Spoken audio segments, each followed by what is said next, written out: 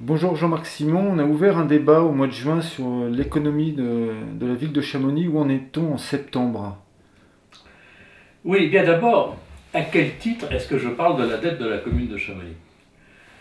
Pendant 20 ans, j'ai consacré mon énergie à organiser et à développer les remontées mécaniques de la vallée. Et en partenariat avec la commune, on a créé la Compagnie du Mont Blanc, qui est une formule originale et unique en France. C'est la seule société privée de remontées mécaniques dans laquelle une commune est actionnaire. Et je crois qu'en faisant ça, on n'a pas appauvri notre vallée. Maintenant, j'ai passé la main à la génération suivante, qui est très compétente. Par conséquent, les remontées mécaniques, ce ne sont plus ma préoccupation. En revanche, je vis ici à Chamonix. Et j'aime cette vallée. Et j'ai de l'ambition pour elle. Et puis, à mon âge, on pense aussi aux jeunes générations. Et au cadre, non seulement naturel, qui est absolument formidable, mais aussi au cadre financier de la vie quotidienne qu'on leur laissera et qu'on pourra leur procurer. Or là, la dette de notre commune est un vrai problème, parce que ça réduit ses marges de manœuvre et ça ne lui permet pas de développer de façon ambitieuse les ouvrages et les services publics. J'ai collaboré pendant longtemps avec la collectivité et un certain nombre d'élus actuels ont participé avec moi dès l'origine à l'aventure de la Compagnie du Mont Blanc. Alors, si j'interviens aujourd'hui, ce n'est pas pour développer des polémiques avec la commune, et encore moins pour discuter des talents ou des défauts des personnes. Non, c'est pour ouvrir un vrai débat d'intérêt public. Est-ce qu'on peut prendre conscience de ce que cette dette nous handicape pour l'avenir et qu'il faut la traiter? Voilà, je crois qu'il y a des moyens de le faire, et si je bouscule aujourd'hui un peu les lignes, c'est pour faire avancer les lignes dans la bonne direction. Voilà, c'est pour cela que je parle de la dette. Alors, nos premiers propos sur la dette, ils ont été bien entendus par la commune, qui a réagi de façon plutôt constructive dans son dernier bulletin municipal qui traite du budget de 2013, et où la commune aborde cette question de la dette en y apportant deux réponses. Il y en a une qui est bonne et puis il y a l'autre qui n'est pas du tout.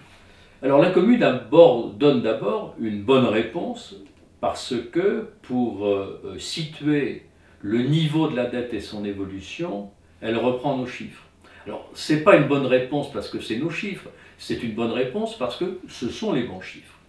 Ça veut dire quoi? Ça veut dire que la dette qui était un peu supérieure à 52 millions d'euros en 2008 avoisine 58 millions d'euros début 2013.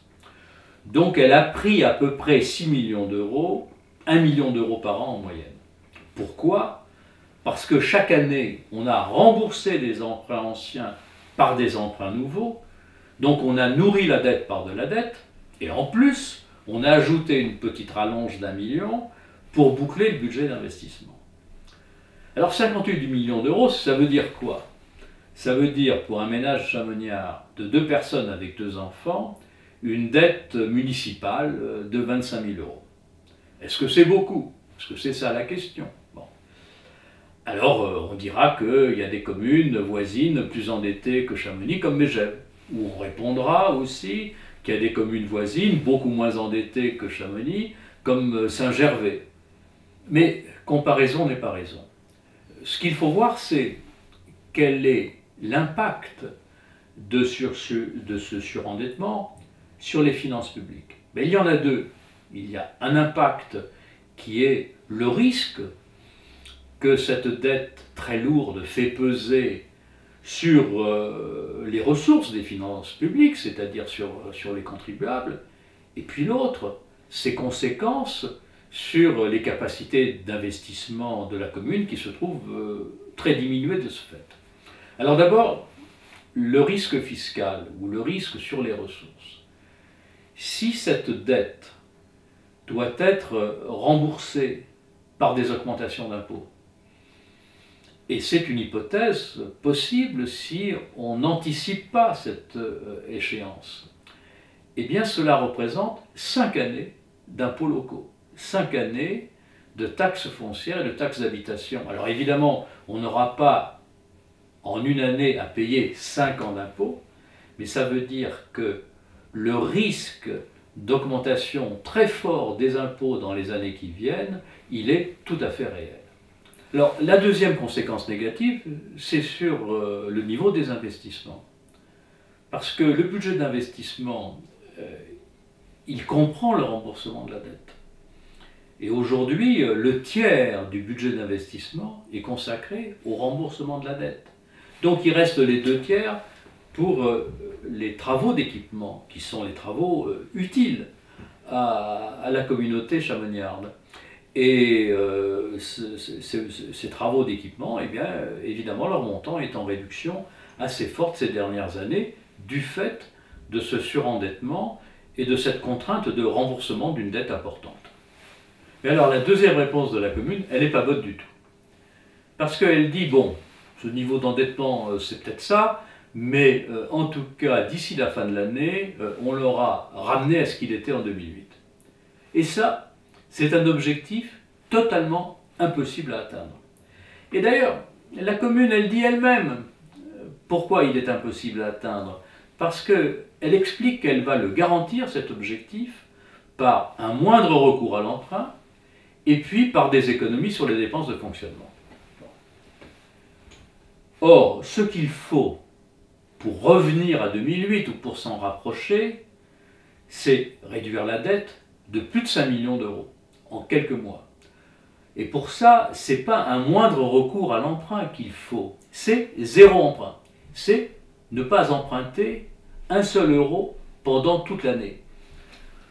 Ce qui serait un exploit incroyable. Mais si l'on fait ça, après, il y a la question du budget d'équipement. Parce que ce budget d'investissement, il doit être financé en partie, c'est ce que la commune avait prévu en début d'année, par un emprunt de 2 640 000 euros. Si cet emprunt n'existe pas, s'il est supprimé, il faut le compenser par des économies sur le budget de fonctionnement. C'est ce que la commune appelle ses économies de fonctionnement. Or, économiser 2 740 000 euros sur le budget de fonctionnement, ça représenterait 10% du budget de fonctionnement. Et on ne peut pas, en 6 mois, réduire un budget de fonctionnement de 10%. On sait que c'est déjà très difficile de réduire d'1% les dépenses publiques sur une année. Alors 10%, non. Et si c'était possible, ça serait d'ailleurs absolument catastrophique pour les services publics de notre vallée. Non, on ne peut bien entendu pas, à l'automne 2013, rattraper le train qu'on a laissé passer au printemps 2008. Bien entendu, ce n'est pas parce qu'on ne peut pas désendetter en 6 mois qu'il ne faut rien faire. Inverser la tendance, commencer le désendettement, c'est la meilleure façon de commencer aussi à diminuer les risques et à reconstituer des marges de manœuvre pour l'investissement. Cette action, elle est indispensable parce qu'elle va permettre d'abord de dégager un peu l'horizon pour les jeunes générations et puis de reconstituer du patrimoine public. Et le patrimoine public, ça crée de la richesse. Et par conséquent, il faut aujourd'hui discuter, ça vaut la peine en tout cas, de discuter d'un programme de désendettement, de le faire partager par la communauté chamoniarde et de le faire soutenir. C'est un programme qui évidemment ne doit pas casser ce qui marche, mais c'est un programme qui doit anticiper et prévenir les risques pour redonner à notre vallée les moyens d'investir et de développer ses services publics. Et ça, c'est une ambition, je crois, que nous devrions tous partager, et c'est pour ça que le débat sur la dette, à mon point de vue, il mérite d'être poursuivi.